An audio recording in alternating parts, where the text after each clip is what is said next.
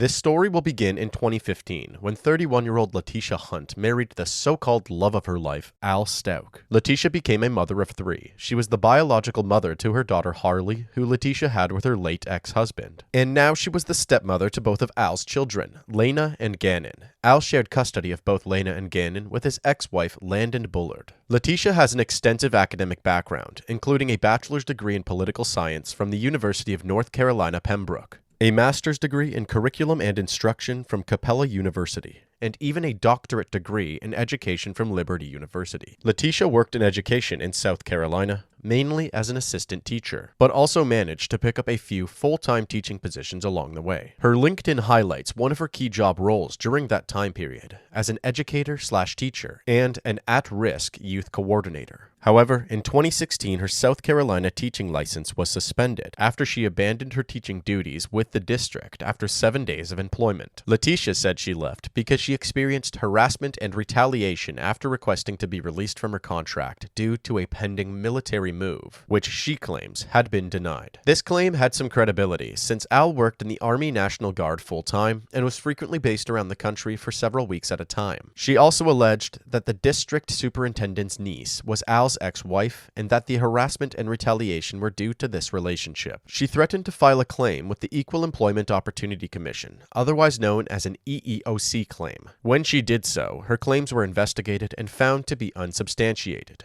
Once her 180-day suspension had passed, Letecia continued pursuing her teaching career. Over the next few years, she gained employment and resigned from multiple different schools in South Carolina. Eventually, that process carried on to other states as well. In January of 2019, Al and Letecia moved to Colorado for Al's work. Letecia, Al, Gannon, Lena, and Harley all now live together on Mandan Drive, in the community of Lorson Ranch. The kids were enrolled in school, and Harley even got a new job at Massage Envy. After a few months of settling in, Letecia obtained her Colorado teaching license and became a substitute teacher for the Widefield School District in southern El Paso County, followed by a teaching position at French Elementary. Her next opportunity came from Mountain Ridge Middle School in the Academy School District 20, located in the Briargate neighborhood of Colorado Springs. On January 24, 2020, Letecia was attending job orientation when her conditional employment offer was rescinded due to inconsistent information during her background check. Fortunately for Letecia, she had held on to her employment at French Elementary. Regardless, it is widely believed that this moment may have acted as the catalyst for the horrific acts that soon followed. On January 26th, while Al was in Oklahoma for military training and Harley was at work at Massage Envy, Letecia, Gannon, and Lena went hiking at Garden of the Gods, a 1,341-acre public park located in Colorado Springs. This was a frequent activity of theirs, and Letecia would often post about it on her Facebook page. The photos you are seeing now are from that day. Once arriving back home, Gannon supposedly knocked over a candle and burned the carpet. She sent multiple text messages to Al about the incident, saying Gannon was scared and freaking out, but he was okay. She also posted a video to her Facebook profile where Gannon can be heard crying while Letecia tells him that he needs to choose what they will sell in order to cover the costs to repair the carpet. Well, devastating. Initially, Scott, I can't lie, when the TMZ information... Gannon, I promise this is the last time I'm going to ask you. I'm just freaked out, okay? Are you sure you didn't do it on purpose? Okay, all right, so, listen. We're going to have to sell stuff to fix it, okay? We can sell the sofa, we can sell whatever, because we got to get it fixed, so lady, don't be mad at us and kick us out of the house. Okay? You got it? The next morning, on January 27th, she texted Al that Gannon would not be going to school. She also called into work stating that her stepfather had been hit and killed by a car. This story was half true, as her stepfather had been hit and killed by a car. However, the accident had actually taken place many years earlier. Anyway, that same day, on January 27th, 2020, approximately 12 hours after calling into work, just before 7 p.m., Letecia made another phone call, this time to 911. Location of the emergency. Well, 667 London Drive, Colorado Springs. Please say that one more time. Make sure I have it there correctly. 667 London Drive. Okay, the phone number you're calling from? 843-655. Your name? Tisha. Please tell me, sir. I didn't know if I'm supposed to call emergency or not emergency but my phone says at 6 o'clock and it's almost 7. And we went to like one friend's house and what he's going to do to his friend's house and they said he wasn't there and the other one said he never came there. So I don't know any other people calling out and I talked to my husband, so I told him I don't know anyone else. And I don't know if there's like a time limit, but like he's only 11. He's 11. 11, yeah. Okay. What's the thing? Gannon. What for me? Interrogation. Nora. Stauch. Stauch. After being directed to a non-emergency number, Letecia explained again that Gannon went out to spend some time with his friends, and that he was already about an hour late coming home. She also explained that she went to Gannon's friend's house searching for Gannon, but with no success. Despite all of this, when she was speaking to the non-emergency phone operator, she was unable to name any of Gannon's friends or their parents or where they lived. At 7:32 p.m., Gannon Stauch was entered into the state and national databases as an active runaway. Just under 3 hours later, at around 10 p.m., deputies with the El Paso Sheriff's Office searched Letecia's house with her permission, but nothing seemed out of the ordinary. The next day, on January 28th, Letecia drove her car, a Volkswagen Tiguan, to a short-term parking lot at the airport and rented a 2019 Kia Rio. She proceeded to pick Al up from the airport, who returned home from training in light of the bad news, ready to get involved in the search for his son.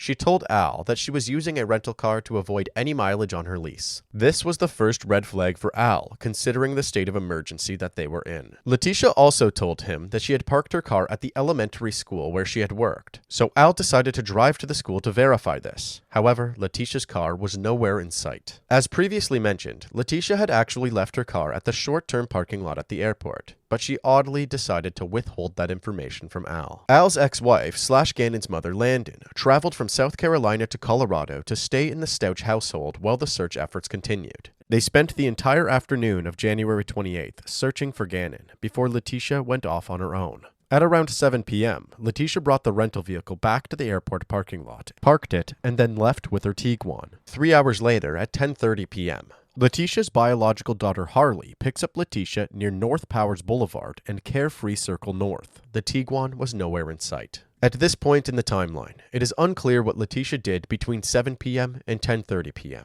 In order to make this case easier to follow, we will now refer to these mysterious hours as the January 28th gap. We will circle back to this gap later. About 15 minutes after being picked up by Harley, at 10:45 p.m., Letecia texted investigators the following: "What do you want from me? Because I have nothing. One of your very own leaked to me what you guys were doing.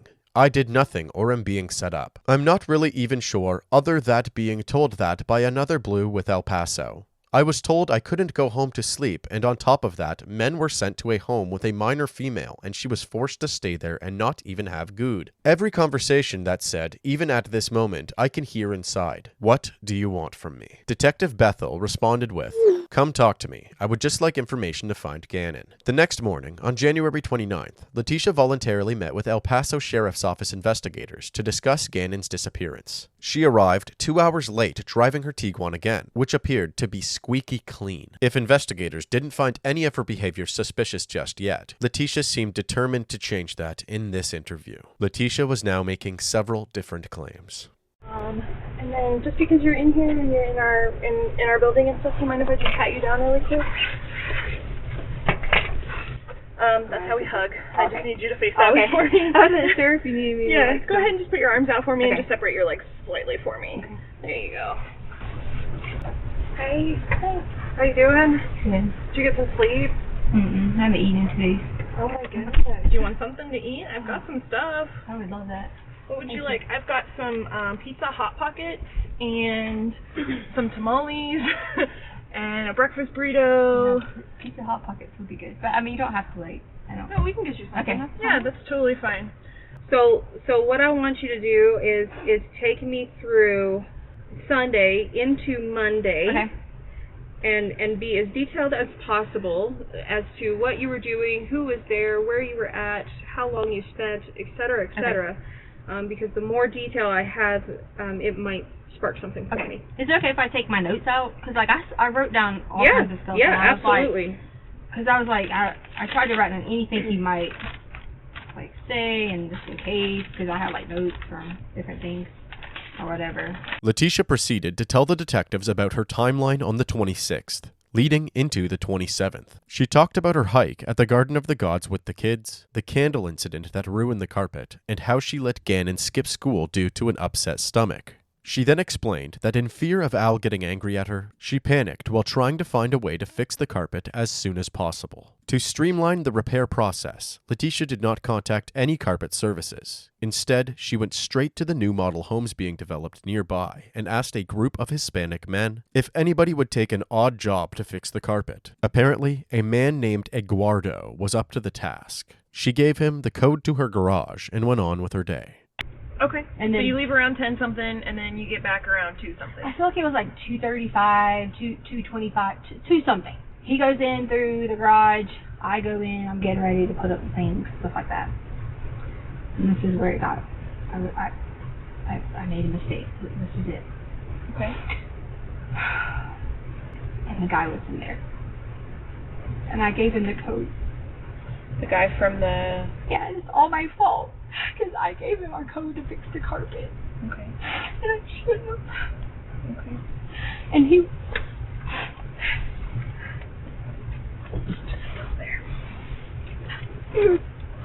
He was inside. And I heard something, and so I walked to the storage closet to open the storage closet. And when I do, it's him. And he was standing in there. He had on gloves. In the storage closet? Yes. Okay. He had one of the guns. Okay. And I was terrified. Okay. So terrified. And then he just knocked me down and like towards Gannon through. And he was like, he was hitting on me. It was like hard, like on the ground. And Okay. he was trying to like rape me. And I told her. And I said, I have to tell you about it.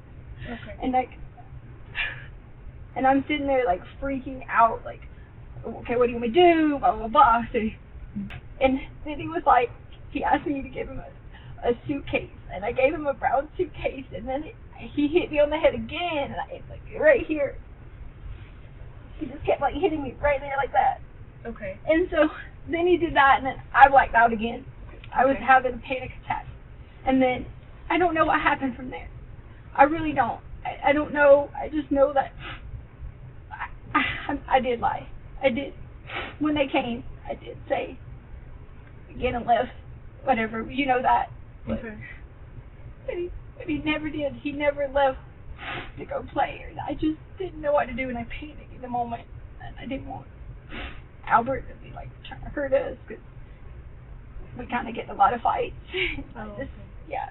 And I'm sorry that it might have delayed, you know, like looking for Gannon. But I do not know where Gannon was. I do not know. I do not know his whereabouts from that point on. But it was still in the same time frame that I gave you guys. So that wasn't, there was no contradictory to that same time frame, because it still was about 4 o'clock. Do you need to use the restroom or anything like No, that? I'm actually, I mean, am I like free to leave, or? We're not holding you here. We'd like to get you over to the hospital for that. No, forensic exam. I would totally do that, but I really am, I just want to get some food and take a minute, and I can drive myself to the hospital. I don't want to feel like I'm some, you know, person they're going to look at differently because I am showing up with, you know, police and people, and I just... Let me go check on a couple of things really quick, and then I'll be right back, okay? Okay, you said I was free to go. Are you wanting to leave right now? I'm really hungry. I'm thirsty. Look at my lips. They're chapped. Okay. Can you give me just a few minutes to just check to make sure that I've covered everything that I need to cover, and then I'll come back in? She said that I would be able to go. And I'm not saying that you can't. I'm asking if you can give me a few minutes. That's all. I can. Can you just call me, or? I mean. Okay. All right. I'll be right back. Okay. So can you show me how to leave, please? I have to go over here. Let me get somebody to escort you out. Okay.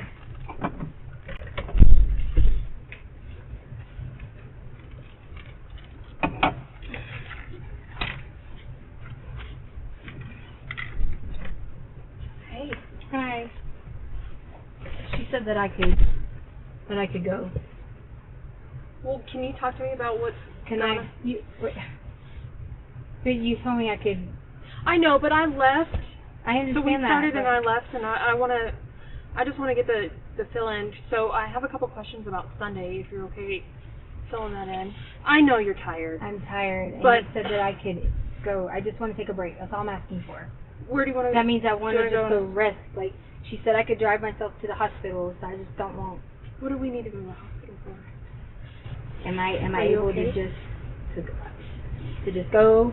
I mean, you can know why I'm going to the hospital because she wants to get DNA. DNA. Like, or to have your body checked for, so. Were you sexually assaulted? Right. When did that happen? It happened on Monday. On Monday? Okay. I can't. So let me make sure that we've got everything lined up for a STAYING exam. That's what she was talking about. Yeah, right? she's going to do that, and I'm going to just take a break. I want to get food. Look at my lips. They're chapped. I haven't... You want some food? I know. What do you want to eat? Okay, she just said I could be escorted out. Okay. I promise, you have my number. I haven't not... You're done with all this? Right, I haven't not communicated with you. I have been... Are you done with that coke? Nothing, but... can I not take it? You can if you want. Yeah. I just didn't know if you were done with it. We recycle them too. So. Oh, okay, yeah. No, good. Okay. Hang tight for me just real quick. Let me make sure that she doesn't have any other questions because but she finished up. She just said okay, I get that. I get that. Let's just let me double check with her. She said I could go. But she finished up the interview. Are I you don't know. Holding me here? I'm not holding you. Okay, so can someone walk me out? You want to leave? I will clearly answer your questions. I just want to take a break. As you have just seen, Letecia has had enough. After providing her whimsical story about Eduardo and expressing her remorse for handing Eduardo her entry code, she has now decided that it is time to leave. Before doing so, officers had a couple more things to accomplish. The first was obtaining Letecia's cell phone. I understand. I just want to get directions. I get it. And so once again, we're back in the interview room. Okay. We're on camera. Mitch Maholko, Lieutenant with the Investigation Section. Okay. So at this point in time, what we had just discussed outside, and tell me if I'm wrong, is that you decided that you wish to leave, and that there's no problem with that. I asked if... you didn't ask. You took. Okay, so you took. Understood. Okay. So at that point in time, you relinquished the phone to me. I didn't relinquish the phone. You took it. Listen, ma'am. I took the phone. Okay. And I told you that we would be applying for a search warrant. Okay, you said applying. That's correct. Sir, I'm not going anywhere. I literally just need directions. I mean, I have family numbers in there I don't have. Understood.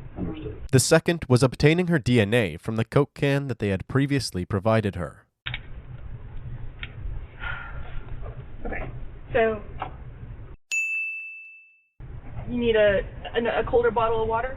Well, you just or a took my Gatorade? Coke. Are you taking my drink too? What in the world?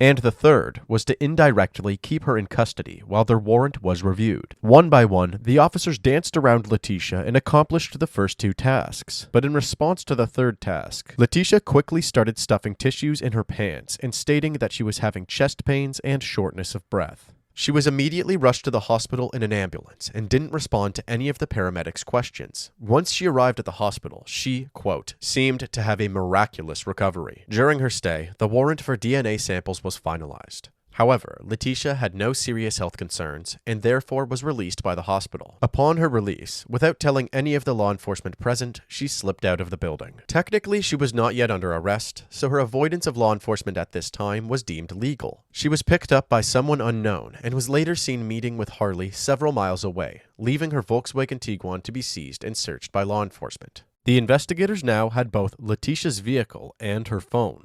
They decided to focus on her vehicle first. Using the data stored in the Tiguan's onboard GPS, they were able to determine the whereabouts of the vehicle during the January 28th gap that was mentioned earlier. During this gap, the vehicle meandered its way to the neighboring Douglas County. It lingered for about 12 minutes in a rural area around Highway 105 and South Perry Park Road before leaving. After gathering what information they could from her vehicle, they then focused on her cell phone. A peek at Letecia's search history revealed what seemed to be Letecia's true feelings about her role as a stepmother. It was almost as if she used Google as a therapy outlet. Some of her searches before Gannon had gone missing included, I'm overdoing all of the work for my stepkids and their mom doesn't help. My husband's ex-wife does nothing for her kids. I wonder if my husband's ex-wife is sending me a Valentine's card since I'm raising her kids. Additional Google searches were also found, revealing additional clues. It is believed that these searches were made on January 27th, just before Gannon was reported missing. My son burned the carpet. How do I fix it? Smoke from fire effects. Will humidifier help? I don't like my stepson. I don't like my stepson. Should I get a divorce? Al Stauch cheating. Al Stauch Instagram. Al Stauch cheating in Colorado Springs. Find me a rich guy who wants someone to take care of his kids. One day, some people will wish they treated you differently. You'll never know when it's too late. Blood is spurting from an arterial bleed. Direct pressure not controlling. How to get blood out of sheet. Can I spray paint blood?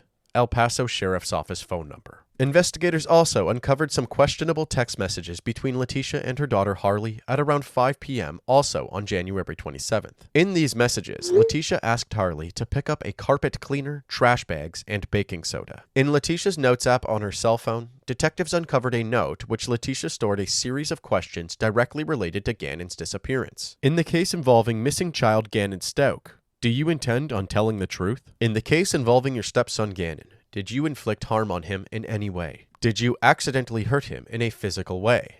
Did you murder your stepson? Do you know personally who was involved with your stepson's disappearance? There may have been a connection between these notes and a search that was made on January 29th. Letecia Googled fake lie detector result websites, specifically websites that would allow a customer to arrange a private lie detector test and then provide the customer with custom or fake results. The day after the interrogation, Gannon's status was changed from a runaway to an endangered missing child. This change in status allowed the El Paso Sheriff's Office to reach out to the FBI, as well as the National Center for Missing and Exploited Children, to request assistance in their search efforts. The search that followed was described by Lieutenant John Sarkeesian as the biggest search that anyone I've worked with in over 20 years has been a part of. As the search efforts escalated, Letecia decided to take part in an interview with a local news channel, KKTV, with her back facing the camera. You are? I am Tisha Stauch, which is Gannon's stepmother. You've been a part of the investigation since the very first time. You were the last person to see him. Is that right? Correct. What did you see when you last saw him? Well, I'm not allowed to talk about anything with the case. I would more so be willing to talk about how the community needs to have faith and continue to work together and not make these false accusations, like the things that have been said that I've disappeared from the community. I haven't been there to help, but there's lots of reasons behind that. Reasons like death threats, right? Right. Death threats are one of them. My family's getting lots of death threats. We counted over 20-some death threats already. Two, my husband's ex-wife is living in our home, and of course I'm not coming home to do these things and to help with the family when I was kind of like told I couldn't. And then many other things that happened with the El Paso County Police Department, you know, and in doing the investigation I was told I wasn't complying. I should try and clarify here, not necessarily crime rates, but the way that people are reacting online to rumors about you with the search. Oh yes, wow. The rumors have gotten so bad. I pretty much have been told at least 10 different ways that these people have these conspiracy theories. I guess they watch a lot of law shows and maybe they have all these theories on how Gannon is dead, and that's what they're saying. So I'm like, why are you saying Gannon is dead? He is not dead. We are going to find Gannon, and that's the main goal that we all have, my family has. Just because you haven't seen us, we have that same goal, and we've been out searching. My aunt has been out searching. My family has been out searching. We all have been doing that together so that we could protect each other. I'm just ready for Gannon to come home. Most importantly, for him to see his family. But second, I am going to be so ecstatic when I'm able to say to people that I hope they have a really sincere apology for all these theories that have came out online, for all the things they said that I have done or people have done. And I just want everyone to know that we're going to find Gannon, and I love him so much. I've helped taking care of him for so long. Any message for Gannon? The message for Gannon I have is, Gannon, when you get here, you'll be able to truly tell what happened. And then I really hope I get a sincere apology from everyone who has made all those things, especially from my husband. We just wanted to add a message to Gannon from my family, is that we love you and miss you, and we hope that you come home soon. And Gannon, I can't wait till you can come home and let everyone know that you're okay. We love you. Directly following this interview, Letecia rented a 2020 Nissan Altima. Unbeknownst to her, investigators had already placed a GPS tracking device on this vehicle. The tracker indicated that Letecia and Harley first went home to pick up their belongings, and then they headed to a downtown hotel to stay for the night. At approximately 3:30 p.m. the following day, Letecia left the hotel in the Altima. About an hour later, at 4:41 p.m., she drove to the same area that her Volkswagen Tiguan's GPS data had indicated that it had stopped for 12 minutes during the January 28th gap. Letecia stayed in this location for a short period of time and then returned to the hotel around 6 p.m. The two got back in the Altima and proceeded to go on a cross-country road trip to Florida, first checking into a hotel near Pensacola and then stopping by Pace, and then continuing to Orlando. And finally, driving back to their old home state, South Carolina, where they would remain for the following month. While the two continued their mother-daughter vacation, the authorities worked together to exhaust every lead that they had. They did interviews, collected video surveillance, talked to neighbors, and even contacted local trash management companies to track down any evidence or clues that may have been thrown away. Many people promptly provided tips to law enforcement. Not all of these tips were legitimate, but the ones that were led to huge breakthroughs in the search for Gannon. For example, a neighbor that lived next to the Stauch family home had a security camera positioned in a way that was able to capture a moment on January 27th where Letecia can be seen getting into a red pickup truck parked in her driveway at 10:13 a.m.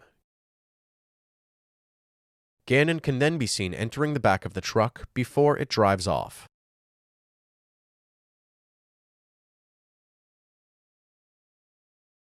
At 2:19 p.m., the truck returns to the house, but only Letecia exits.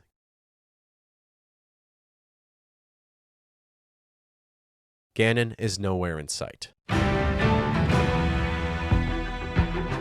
Missing for more than a week. It seemed like he just vanished in midair. It's like he just couldn't vanish. Tonight, a neighbor's surveillance video is bringing new clues to the disappearance of 11-year-old Gannon Stauch. That was the video they needed. That's the break they needed. And the man who turned it over says it raises some serious questions about who was involved. She was lying. Denver 7 News at 5 starts now. Tonight, that new video could break open the case of a missing 11-year-old in El Paso County. His stepmother first reported him missing last Monday after she says he went running to a friend's house. Well, tonight, the neighbor's surveillance video is raising questions. He says it shows Gannon's stepmother, Letecia Stauch, getting into a truck with Gannon and later returning without him. And the video could change the timeline of events. Denver 7's Jason Grenauer live down in the Springs tonight. And Jason, investigators are now looking at that video. Yes, that video was given to investigators here at the El Paso County Sheriff's Office yesterday, the same day that crime scene investigators were back out at the house looking for new evidence. And if that video shows what the neighbor who took it says it does, it could change everything. That morning when I saw her back the truck up and him get in. The neighbor of missing 11-year-old Gannon Stauch says this security video shows the boy getting into a red pickup with his stepmother on the day of his disappearance. My Xfinity camera, it picked it up. It picked up the young lady taking him, well, it picked up him getting into the vehicle and her taking him off about 10:16 that morning. 4 hours later, and then she returned about 2:16 without him. Gannon was reported missing by his stepmother later that day.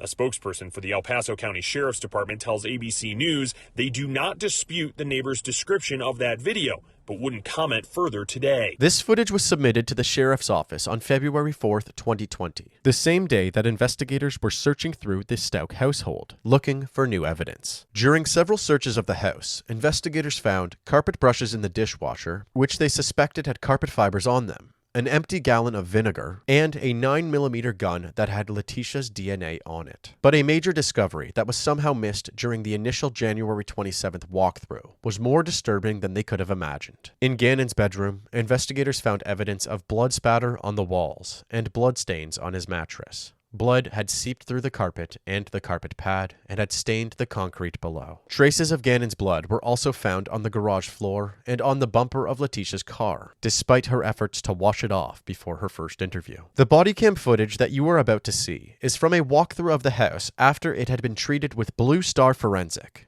a blood enhancement reagent that simplifies the detection of blood traces, revealing bloodstains that have been washed out, wiped off, or are invisible to the naked eye. You will hear commentary from the officer who wore the body cam, providing a clearer understanding of what is being shown. The room is normally set up so that the blue and red table is generally sitting underneath the window. This bed would be set up, ready to go. The second bed in the room would occupy this voided location, the southwest corner of the room. Of note in Gannon's room is the large stain in the southeast corner of the room. The markings that you see on the wall are marking spatter marks that were denoted by the Metro Crime Lab.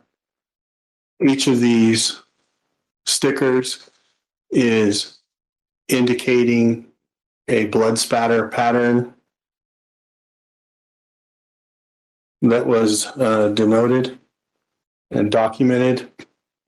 It was later determined by experts that the blood patterns indicated that multiple violent acts were likely committed in Gannon's room. Those who knew Gannon's father, Al, have stated that the security video, along with the blood found in Gannon's bedroom, eliminated any remaining doubts that he had of Letecia's involvement. They also stated that after viewing this footage, Al broke down, crying and saying that Letecia lied about Gannon going to a friend's house. A day later, on February 5th, 2020, Al and Landon released a heart-wrenching video statement, pleading for any information regarding Gannon's disappearance. How do I describe my G-Man, my Gannon? Gannon's my hero. I love him so much. He's not only my hero, he has multiple people that call him his hero as well. He has so many family members that just look up to him at such a small age. He's full of life. He's happy. He's energetic. He loves sports. He loves Sonic. He loves going outside, playing with his friends, his sister, his neighbor, especially Braden. This neighborhood basically gives you a true example of who my son is. Everybody coming together, all the smiles that people have.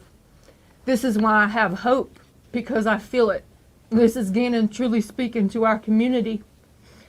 Gannon he loves blue, he loves Sonic, he's into coding, he loves riding his bicycle with his sister, and I know that he's missing that right now. This week has been awful. It's been more than a roller coaster ride. It's been more than emotional mess. I don't even have answers for my feelings. Other than I'm afraid. I'm afraid that I will never hear his voice, that I will never hear him run and say, "Mommy," that I will never hear those corny jokes that he always tells every single day. He has to tell me a joke. He looks forward to telling me something silly. And I'm afraid that I may never see that again or hear it. I don't want to believe that, because that means that I'm giving up hope, and I'm not giving up hope because my son is full of hope. So I'm urging anyone that has any leads, credible leads, if you're too afraid because you know something, a kid just doesn't disappear and no one sees him. It's not how this works. So if you have anything that's credible, if you're afraid, don't worry about it. Imagine my son, how afraid he is. Imagine how afraid Gannon is. So please call, please write. If you need to have someone else to do it for you, please do. Because my son deserves to be here. He deserves to be here. Another influx of community support came in as a result of this plea, and the investigation went onward. Throughout the weeks of authorities searching for Gannon, they also managed to catch Letecia changing her story multiple times through phone calls with Al. The first change was that this mystery attacker was actually still in the house holding Gannon hostage when the police came to the house to take a runaway report. The police came. He was in the house. Where was he at in the house?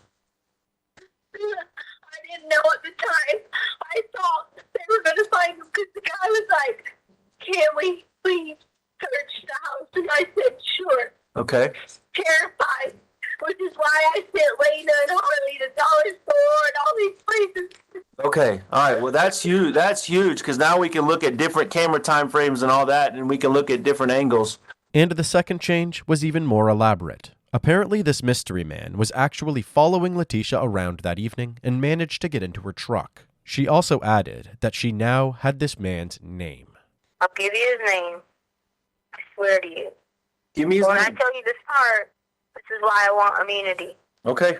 This dude, he followed me.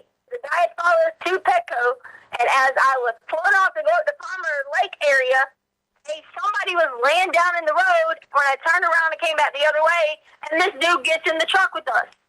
I didn't have anything, knives, anything to f anybody off or anything. I had to go like a normal time. Anna was crying in the back seat till we threw up. He was so scared. He came with us all the way back to the house. When we get there, he's still in your car at this time. We all get out. The guy was with us the whole time. Okay. The whole entire time. I asked him, what did he want? He could take everything he wants. He could rob us. He could do whatever he fucking wanted. Have it all. There was a struggle. There was everything back and forth. Terrified to say anything because he had the gun. It was just terrifying. All I could hear was Gannon screaming. I didn't know what was going on. I don't know how bad he hurt Gannon. I don't know. There's no accident where I heard, and there's nothing like that. Community, because people keep saying that. He hurt. I was tied with my arm. Okay, well, who is he? Who tied you up? Who did this? You didn't do it. Who did it? Who hurt Gannon? Who has Gannon? Who wants the money? Who hurt you? Quincy Brown.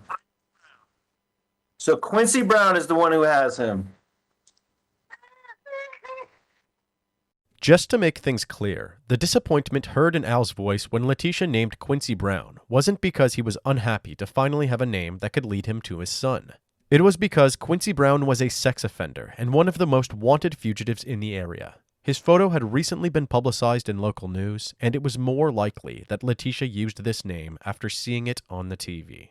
At this point, many of Letecia's claims were already proven to be false, and following the leads that she provided repeatedly led to dead ends. So, investigators continued their search near Highway 105/Perry Park Road, where Letecia's Tiguan GPS data specified that Letecia was during the January 28th gap. Eventually, a piece of particle board was found with a blood stain on it. The blood profile later matched Gannon Stauch's DNA. Then, on March 2nd, 2020, Letecia was in Myrtle Beach, South Carolina, and had just dropped off Harley at a recruitment office for an interview. As she pulls away, she is stopped by law enforcement and arrested for probable cause in the murder of Gannon Jacob Stauch. She was escorted back to the police station, where she took part in another interview. There's nothing that happened at any house that would have hurt, harmed, murdered, done anything to anyone. Because everything that I've looked at in this case, when you see the blood spatter on the wall, you see a big pool in the corner. Okay. You see your shoes that we've collected with Gannon's blood on the bottom of them. Okay. And then you point to Eduardo, who doesn't exist, or maybe he did exist, and we don't have a last name. Okay. Then you point to Quincy Brown, and then you say Uncle Matt, these names and stuff, and it's like, why even say anything? Because everything I say, you're going to tell me that, oh, blah, blah, blah, because you want it just like everyone else, want it to be me. So that way, I don't care if that it's you or way, not. y'all can just go ahead and be the hero and all these things. I do not get paid one extra dime if it's you. I don't get Not paid. I don't me. get paid anything else to find Gannon. Sir, It's just not our me. phone. It's not me. I'm not the one. Okay? I am not the one. Not the one. I do want to help, and whether you did this or not, it doesn't matter to me. You know, if I can't prove a story, whether you tell it to me, Al tells it to me, whether it's El Paso Sheriff's Office, again, I don't take anything as true until I can prove it. Sir, I'm not taking any chance. How are you not taking Because a chance? I know the man upstairs knows I did not do anything again. Well, he's not going to be on the jury. Okay. All right, we're not going to go there with that. You believe in that higher power you said? I do. That's why. You What want to about know the why? truth? Do You you want to know study the why? truth? You want to know why I'm not sitting here like going crazy, freaking out, putting on an emotional show like I've seen people involved in this situation put on fake cries and all that? Because I know, God knows, that I did not do anything to Gannon. Okay. Tell me the very last time you laid eyes on him. Where was he? Was he laying down? Was he standing up? Was he sitting? Was he walking to a car? Where was... Give me your very last image of Gannon. That's an easy question. You have to remember your last image of Gannon. Letecia.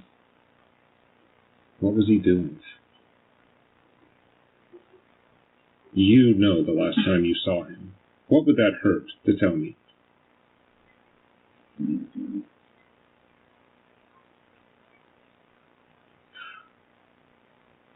For the remainder of the interview, Letecia is essentially shut down, scarcely responding to any further questioning.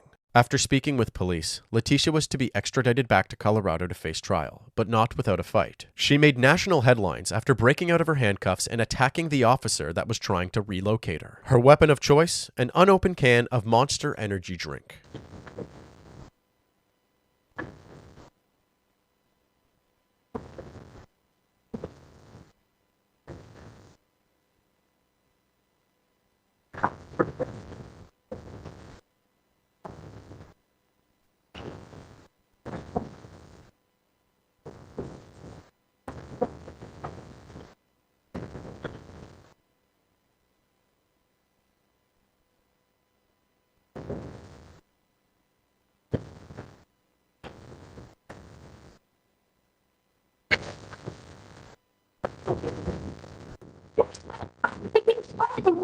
Stop! She keeps threatening me. Stop! She keeps on threatening me. The traveling party stopped in Kansas, where Letecia spent several hours in the Salina, Kansas jail, while her escort received medical attention. Upon arriving back in Colorado on March 5th, Al immediately filed for divorce. Letecia ended up pleading not guilty, and while she was awaiting her court proceedings, something was unfolding near the city of Pace, Florida, which was one of her stops during her and Harley's road trip 1 month earlier. The Escambia River is the fourth largest river in Florida, flowing through the Escambia County and eventually into Escambia Bay, which is connected to the Gulf of Mexico. Every 2 years, the Escambia River Bridge is due for inspection. March 17, 2020 happens to be one of those inspection dates. 2 inspectors with the Florida Department of Transportation happen to come across an abandoned suitcase and, out of curiosity, open it up. Inside, wrapped in blankets, the remains of Gannon Stauch are discovered. An autopsy revealed that Gannon had been shot in the jaw, stabbed in the chest and back, and suffered a skull fracture. He also had defensive wounds covering his arms and legs, and a bullet lodged in his skull. Further examination of the bullet traced back to the 9mm gun found in the Stauch residence, the one with Letecia's DNA on it. Letecia continued waiting for her trial, but was showing signs of mental instability, such as paranoia, hallucinations, and so on. Therefore, she was given a mental health evaluation. Despite Letecia suffering severe abuse as a child, which can potentially cause trauma and affect her behavior, she was deemed fit to stand trial. In February of 2022, Letecia and her team made the decision to change her plea to not guilty by reason of insanity, should the judge allow it. Letecia Stauch, the woman accused of killing her 11-year-old stepson Gannon Stauch, is now pleading not guilty by reason of insanity. Stauch will receive a mental evaluation. The defense also filed a motion to waive a jury trial, which is ultimately Stauch's decision, and the judge reminded her without a jury, he gets the final say whether Stauch is found guilty or not. The judge allowed for this change without first having the results of a sanity evaluation. Also, despite Letecia's last mental health evaluation determining that she was fit to stand trial. Her court proceedings were delayed throughout the COVID pandemic, and the trial was eventually set to begin 3 years later, in April of 2023. The state had over 1,000 pages of discovery, 36 witnesses, and a plethora of video footage, phone calls, and other evidence. It would be a tough legal battle for Letecia's defense team. The goals of both sides were simple. The defense had to convince the jury that Letecia was insane when the crimes were committed, while the state had to convince the jury that Letecia knew the difference between right and wrong and was in sound mind at the time Gannon was murdered. On May 8th of 2023, after a 21-day trial, the jury had reached their verdict. All rise for the jury, please. Thank you. You may all be seated. With respect to count number 1, charge of murder in the first degree after deliberation, we, the jury, find the defendant Letecia Stauch guilty of count number 1, murder in the first degree after deliberation. With respect to count number 2, charge of murder in the first degree, child under 12 by a person in a position of trust, we, the jury, find the defendant Letecia Stauch guilty of count number 2, murder in the first degree, child under 12, position of trust. With respect to count number 3, charge of tampering with a deceased human body, we, the jury, find the defendant Letecia Stauch guilty of count number 3, tampering with a deceased human body. With respect to count number 4, charge of tampering with physical evidence, we, the jury, find the defendant Letecia Stauch guilty of count number 4, tampering with physical evidence. Judge Gregory Werner sentenced Letecia Stauch to life without the possibility of parole, with an additional 13.5 years on charges of tampering with evidence and tampering with a dead body. Letecia Stauch was housed at the Denver Women's Correctional Facility until August of 2023. She now resides in an unspecified Kansas prison facility.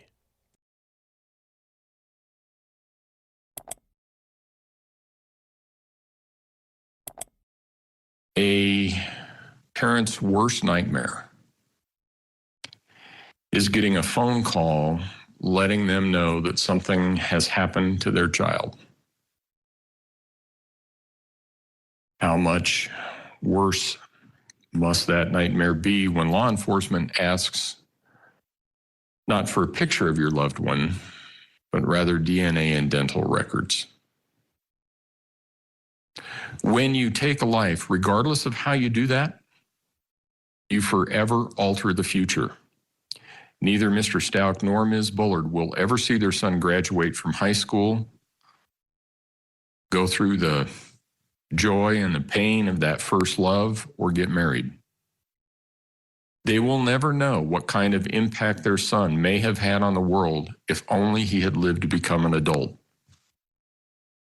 I can't imagine the terror and confusion that he must have felt in the last moments of his life when he knew his life was being taken by someone he trusted to protect it. I understand the claim of dissociative identity disorder. I have seen something resembling that, and I have seen defendants with schizophrenic disorders. I can understand those. What I have seen is that the mental condition causes the person to act a certain way, and when they realize what they did, they are astonished by what happened, or they have no memory of what happened. Your claim is that it was another personality that murdered Gannon, but there is no time during the minutes, hours, and days following the murder where Letecia came out and wondered, gee, why am I carrying a body around in my luggage? That just isn't credible. I can, however, say without hesitation that the facts in this case are the most horrific I have ever seen. Your conduct in this case deserves the maximum punishment that I can impose under Colorado law.